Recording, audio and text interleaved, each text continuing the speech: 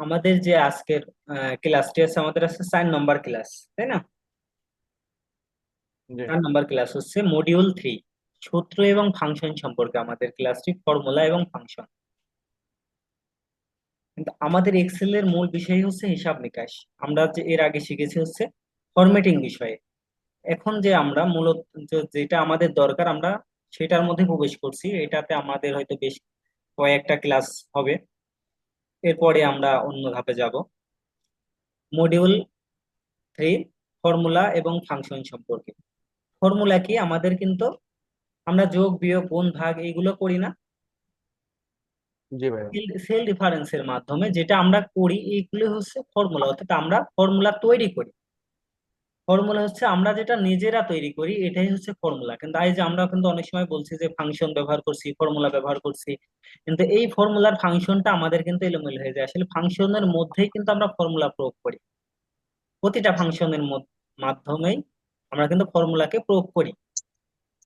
আর function হচ্ছে এমন এক জিনিস যেটা হচ্ছে আগে থেকেই তৈরি করা, এক্সেলে আগে থেকেই তৈরি করা আছে, সেইটা হচ্ছে ফাংশন।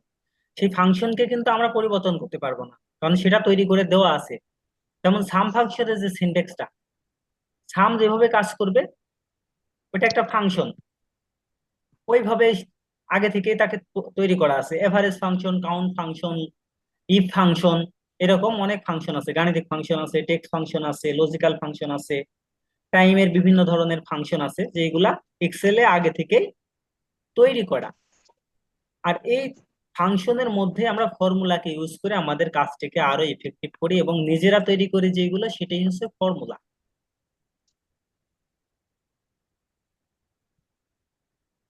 আমার মূলত ফর্মুলার ফাংশনটা কি, যেটা আমরা নিজেরাই তৈরি করি, যোগ বিয়োগ গুণ ভাগ সেল রেফারেন্স তৈরি দিয়ে, সেটা হচ্ছে ফর্মুলা।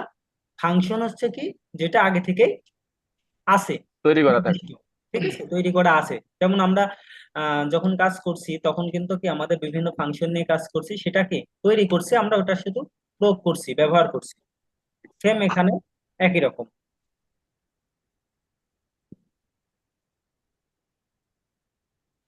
আর এই সূত্রের ধারণা সম্পর্কে আমাদের যদি এই ফর্মুলা সম্পর্কে বেসিক কনসেপ্ট জানতে হয়, সেটা সর্বপ্রথম আমরা কিভাবে এই ফর্মুলাটা লিখতে হবে। ফর্মুলাটা আমাদের কাজ করে হচ্ছে, সর্বপ্রথম আমাদের যেটা করতে হয় সেটা হচ্ছে ইকুয়াল সাইন। যে কোনো ফর্মুলা রান করতে হলে আমাদের কিন্তু আগে ইকুয়াল সাইন দিয়েই শুরু করতে হবে। আর ইকুয়াল সাইন যখন আমরা কোনো সেলে ইকুয়াল সাইন দিই, তখন কিন্তু বুঝে যাই যে এই সেলে কোনো গাণিতিক বা লজিক্যাল কোনো কাজ করতে যাচ্ছে, অটোমেটিক্যালি তখন বুঝে যাই। এছাড়া রয়েছে সেল রেফারেন্স। সেল রেফারেন্সকে আমরা এই যে A2 সেল, B2 সেল, বিভিন্ন সেল রয়েছে, এই সেলের নাম, এইগুলো হচ্ছে সেল রেফারেন্স। এগুলো আছে সরাসরি রেফারেন্স। আমরা একটা কলাম A+A+1, B1, এইরকম যখন আমরা সেলকে নির্দেশ করছি। আর রেঞ্জ হচ্ছে আমরা যখনই ফাংশন লিখছি এবং একটা রেঞ্জ সিলেক্ট করতে পারি, সেটা হচ্ছে রেঞ্জ। আর ফাংশন লেখার জন্য আমাদের কিন্তু কিছু অপারেটর রয়েছে। অপারেটর গুলো কি? যোগ বিয়োগ গুণ ভাগ, এগুলো একটা অপারেটর। এছাড়া লজিক অপারেটর রয়েছে কিন্তু 6টি মূল লজিক অপারেটর রয়েছে, যেগুলো লজিক ফাংশনের জন্য বিশেষ করে কাজে লাগে। সেটা আমরা ছোটবেলায় শিখছি কি, সমান, ছোট, বড়, তাই না? সমান নয়, ছোট নয়, বড় নয়, এই 6টি হচ্ছে আমাদের কিন্তু লজিক্যাল অপারেটর। এগুলো তো আমরা ছোটবেলায় শিখছি, 6টা গাণিতিক প্রক্রিয়ার যে বিষয়গুলো, তাই না? এগুলো জি কিন্তু আমাদের এক্সেলে কাজে লাগবে।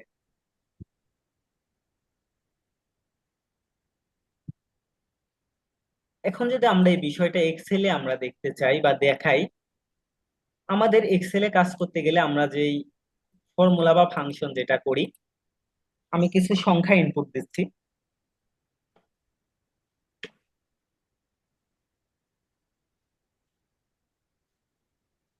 এই 3টা সেল, আমাদের কিন্তু এটা কি এক একটা সেল, হ্যাঁ। এইগুলাই কিন্তু এক একটা রেফারেন্স। অর্থাৎ দেখেন, আমি যখন 10-এর, আমার কিন্তু রেফারেন্সটা আমরা দেখতে পারবো কোথায়, সেল রেফারেন্সটা। এই যে আমাদের কিন্তু নেম বক্সের মধ্যে দেখেন সেল রেফারেন্সের নামটি চলে আসছে। আমরা যখন 10-এর সেলে ক্লিক করছি, দেখেন আমাদের এই সেলটির নাম কি, D4। আমরা যখন জি এখানে ভাই। ক্লিক করছি তখন এই সেলটির নাম কি D5, আমরা কিন্তু দেখতে পাচ্ছি এটাই হচ্ছে সেল রেফারেন্স।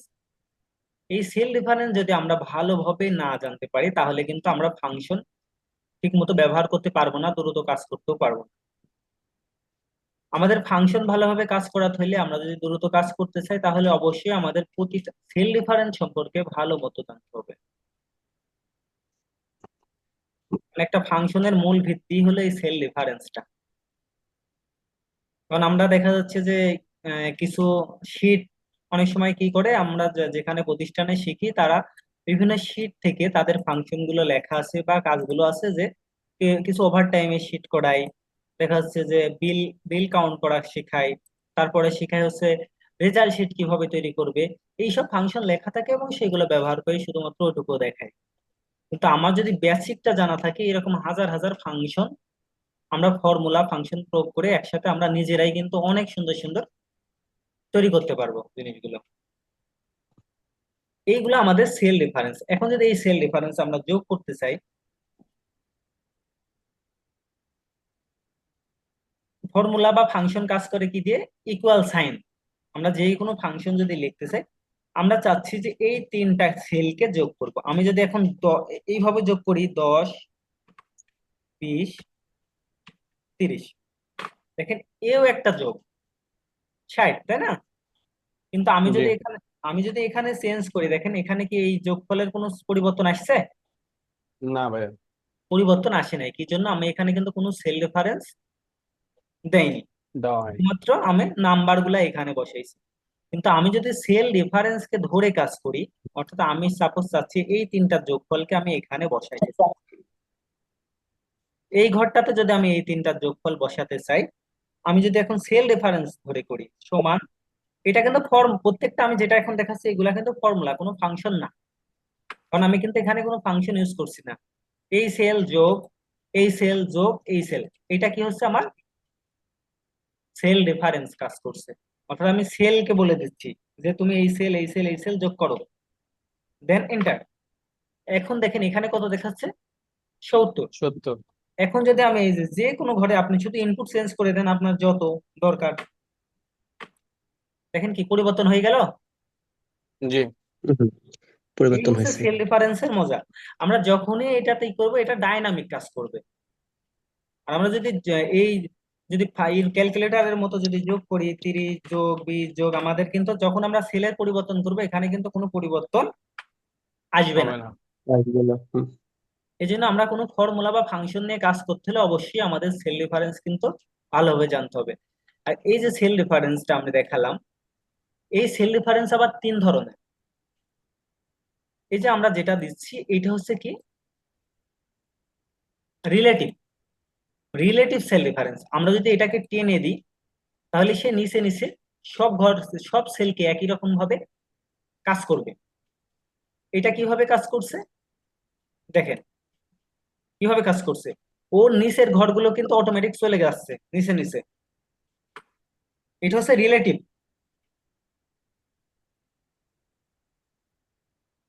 এই রিলেটিভটা বোঝানোর জন্য আমি এইভাবে আপনাদের দেখাই। আমি হচ্ছে তিনটা মাসের, সাপোজ মনে করি যে তিনটা মাসের কোনো ডাটা আমি এখানে ইনপুট দিচ্ছি।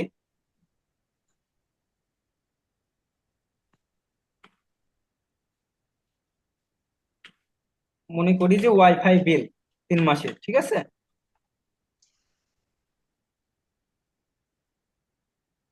এখন যদি এই 3 মাসের ওয়াইফাই বিল আমরা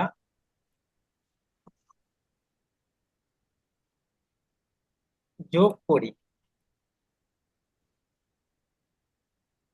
then আমরা এক সেলে যোগ করব টোটাল। এখন চাচ্ছি আমরা টোটাল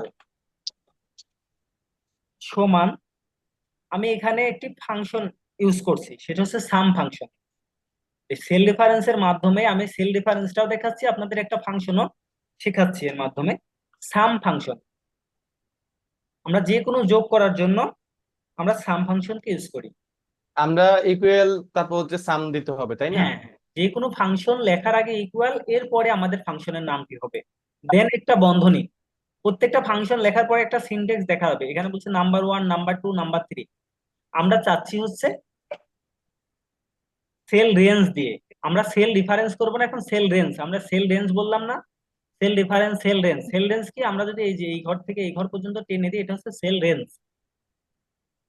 ঠিক আছে? তখন কি আমার জি। কি হবে, আমরা এই সেল রেঞ্জ যখন দিব, আমরা যদি কোনো সেল কলামকে যদি ডিলিট করে দিই, তাও কিন্তু এর যোগফল ঠিক থাকবে। আমি দেখাই সেল রেঞ্জটা। আমরা শুধুমাত্র মাউস টেনে ধরে এখান থেকে যদি টান দিই মার্জ পর্যন্ত, আমাদের সেল রেঞ্জটাকে সিলেক্ট করে নেবে, দেন এন্টার। এখন কিন্তু আমাদের এই যোগফলটি চলে আসছে। এখন যদি এইটাকে শুধুমাত্র আমরা এই যে যখন এরকম কালো প্লাস চিহ্ন আসবে, তখন যদি আমরা এইটার উপর ডাবল ক্লিক করি, তাহলেও আমাদের এইটা সম্পূর্ণ কাজ করবে। অথবা আমরা যদি ড্রাগ করি এইভাবে, সেটাও আমাদের ফর্মুলাতে কাজ আমার করবে। সবগুলা কিন্তু কাজ করবে। এখন দেখেন মজাটা, এখন বুঝবেন যে আমার কে কত টাকা দিছে। আমরা যদি এই বিষয়টি যদি আমরা দেখতে চাই, আমি তো সবগুলাই 500 লিখেছি, 1500 হয়েছে, তাই না?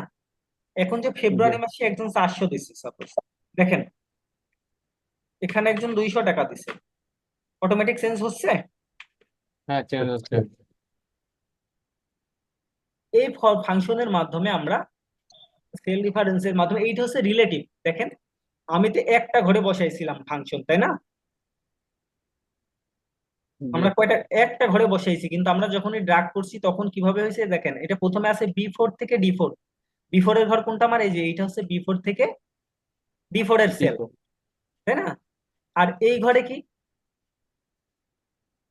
এই ঘরটা কিসের বলেন তো, বি5। তাহলে বি5 থেকে হ্যাঁ, B5 থেকে ডি5, D5। বি5 থেকে ডি5, এটা হচ্ছে বি6 থেকে ডি6। কিন্তু আমরা তো এখানে বসাইছিলাম কি, বি4 থেকে ডি4 এর। কিন্তু এই ঘরগুলা কিভাবে সে সিলেক্ট করলো, এইটাই হচ্ছে রিলেটিভ, অটোমেটিক সে নিয়ে নিছে। দেখেন আমরা যখন এটাকে ড্রাগ করছি, ও অটোমেটিক্যালি নিচে নিচে, এই যে প্রথমে দিছিলাম বি4, তারপরে আসছে বি5 থেকে ডি5, তারপরে আসছে বি6 থেকে ডি6, তারপরে আসছে বি7 থেকে ডি7। এই সেল রেফারেন্সটা কি হয়েছে, রিলেটিভ আকারে কাজ করছে। বুঝতে পারছি? জি। আমাদের তিনটা সেল ডিফারেন্স আছে, একটা হচ্ছে রিলেটিভ, একটা হচ্ছে ফিক্সড, ফিক্স বা অ্যাবসোলুট। ঠিক আছে? অ্যাবসোলুট রেফারেন্স বা ফিক্সড রেফারেন্স, এটা এক জিনিস।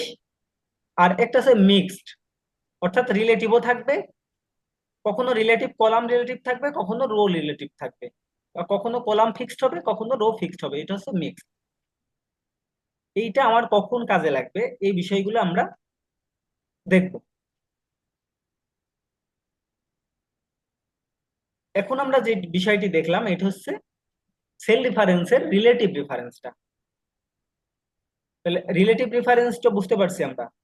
মানে জি। আমরা আরেকটা ভিডিওতে দেখবো হচ্ছে আমাদের অ্যাবসলিউট রেফারেন্স এবং মিক্সড রেফারেন্স।